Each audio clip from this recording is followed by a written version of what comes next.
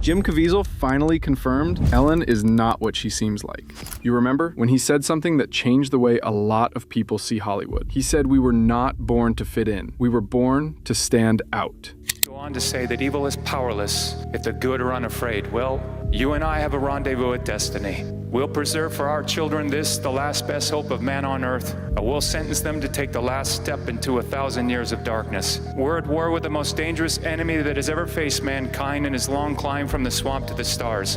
And it's been said if we lose this war, and in so doing lose this great way of freedom of ours, history will record with the greatest astonishment that those that had the most to lose did the least to prevent it from happening. Well, I think it's high time now that we ask ourselves if we still even know the freedoms that were intended for us by our founding fathers.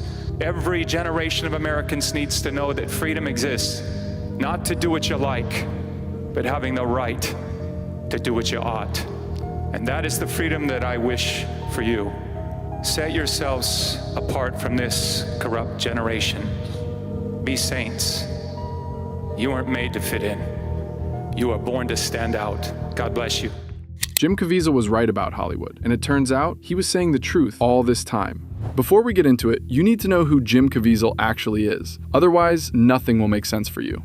So, he played Jesus in The Passion of the Christ. Years later, he played Tim Ballard in a movie called Sound of Freedom. Sound of Freedom was based on a true story. It followed a former government agent who worked to rescue children from human trafficking networks in Latin America. While filming, Caviezel and his crew said they saw real trafficking happening around them, not just scenes written for a script. When Caviezel brought the movie back to Hollywood, he expected support. Instead, the industry turned on him. Major outlets called the movie a conspiracy theory. Some media figures mocked it on air. Caviezel says he was blacklisted, simply for telling people what he saw.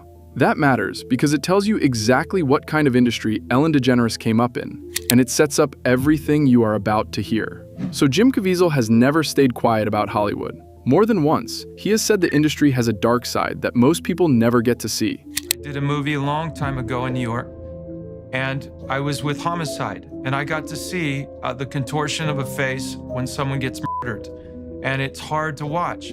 But when you start going into this, which is children, there is something that I can't even fathom. I had no choice but to go in, and I hear the screams in my heart. I hear the screams because of the agents that I got to work with, got to show me things, and one particular time he says, "Are you sure you want to go further?" It took me 2 years to get over this. How has this changed you? How is experiencing that material and having to play it out changed you? I will tell you this right now. I would absolutely die. If this were to change the world and get rid of trafficking and pornography and all of the 8 arms of this octopus that has to be destroyed, the only way you can destroy it is take the head out. If that hit, I'd give my life for it in a heartbeat. Think about that for a second. This is a man who worked inside Hollywood for decades.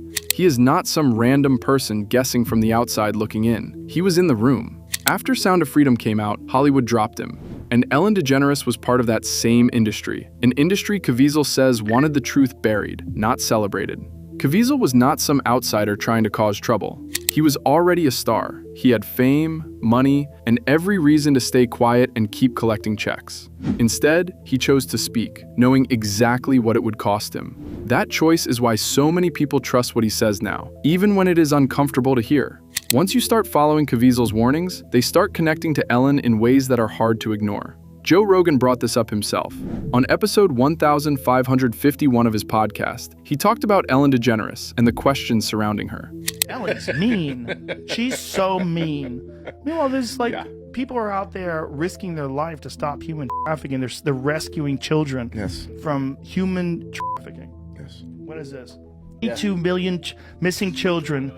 72 missing children across Indiana, Iowa, Ohio, and Georgia in the past several weeks. Right. And then Facebook bans QAnon, and everyone's going crazy now. Yeah. It's real, really. I don't know if you saw the story that recognized the abnormality of a girl on a flight by herself and saved her life. Yes, yeah. We have got to see more of that. If we are just acutely aware of the abnormalities and the behavior of young children who clearly are under duress, we cannot turn a blind eye to it. Caviezel has also said something that stuck with a lot of people. He said Epstein Island is not the only island out there. During the 5 screenings, each screening, there was a talking going on. And I was like watching the audience going, what? The second time it happened. Again, third time, talking in this one particular spot. And I'm thinking, what, did we do something wrong or something? But so then one more time it happened. At the end, I was asking about the movie, and I asked him about that one particular part where everybody's talking, and they all cried out Epstein Island. And I went, oh, okay. Now I understand what we're up against. Wow. Epstein Island isn't the only sex island out there, and Tim Ballard takes down one in the film. That line takes on a different meaning once you know Ellen's name actually showed up in the Epstein files. Her name appeared in a 2014 email about meeting schedules. On its own, that is not proof of anything. But once you already know Caviezel spent years warning people about hidden networks, it is hard not to stop and wonder. Caviezel has said he had to fight for everything during the release of Sound of Freedom. It was one of the hardest things I've ever done. But I had a lot of experience from the Passion of the Christ, and we were humiliated. We were taken through the ringer in the media. This was before Trump came out and said it was, the lying media and the fake news. And they were fake news back when we were doing that, but we had to fight for everything we had. Now compare that to Ellen's public image. For years, her entire brand was built on one phrase: be kind to one another. That message closed out every single episode. But once people started coming forward about how she actually treated staff behind the scenes, that image fell apart fast, and it never really recovered. Online, some people took the theories even further. After the Epstein files were released, a claim started spreading that the word jerky in certain documents actually meant something else entirely. Hope you are feeling better. Did we analyze the jerky? Why didn't we get jerky this week? You said we could not do it until Friday. Please explain. I also added more to the jerky and ginger lemongrass. I will know more tomorrow night. Also, the next date seems really great. Thank you so much. Super cool. What is this here? Setting up surface right now. We're ridiculously excited. And beef jerky, delicious. Wow. Bro, she's a little bit too excited. And JoJo is here, and we'll walk the jerky over to Jeffrey.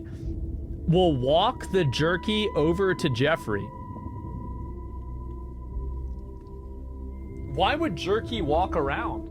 To be clear, that theory has never been proven. But it shows you how fast people connected Ellen's name to the darkest parts of this story, once trust in her was already broken. Caviezel has talked directly about how child trafficking gets hidden inside Hollywood. Trafficking is just the beginning of this whole thing. It's an 8-armed octopus, and if you take just trafficking out, that arm will grow back. You have to take the head. He says these operations do not run by themselves. Rich and powerful people have staff around them, people who see things, people who are told to stay quiet.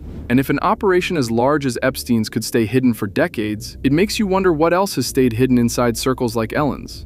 Caviezel has a phrase for this. He says you have to take the head. In other words, the real story is never just about one person at the top. Epstein might just be one arm of something much bigger, something Caviezel has described as an octopus, with arms reaching in different directions.